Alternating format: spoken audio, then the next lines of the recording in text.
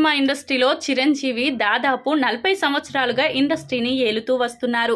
ఇక ఇలాంటి క్రమంలోనే ఆయన ఇప్పటికీ కూడా వరుసగా సినిమాలు చేయడమే కాకుండా భారీ సక్సెస్లను కూడా అందుకున్నారు.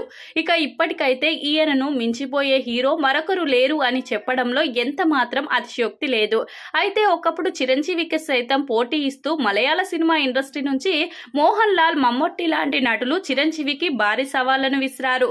అయితే అప్పుడు చిరంజీవి కూడా సక్సెస్ లను కొడుతూ సౌత్ సినిమా ఇండస్ట్రీలో ఉన్న రజనీకాంత్, మోహన్ లాల్, మమ్మట్టి లాంటి గ్రేట్ నటులకు పోటీని ఇస్తూ వచ్చారు. తాను మాత్రం ఎక్కడా తగ్గకుండా కమర్షియల్ సినిమాలతోనే సూపర్ సక్సెస్ లను అందుకుంటూ వచ్చారు. ఇక క్రేజ్ విషయంలో రజనీకాంత్, చిరంజీవి ఇద్దరు పోటీ పడుతూ భారీ స్టార్డమ్ ను సంపాదించుకోవడంలో సక్సెస్ అయ్యారు.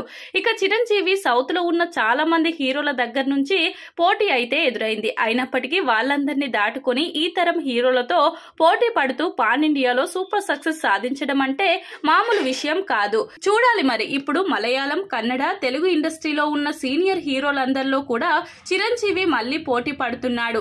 ఇప్పటికి కూడా తానే పైచేయి సాధిస్తూ ముందుకు సాగుతున్నాడు.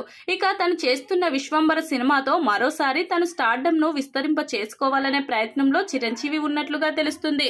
ఇక ఈ సినిమాతో కనుక సూపర్ సక్సెస్ ని అందుకుంటే చిరంజీవి సీనియర్ హీరోలందరిలో ఇండియాలోనే టాప్ హీరోగా ఎదుగుతారు.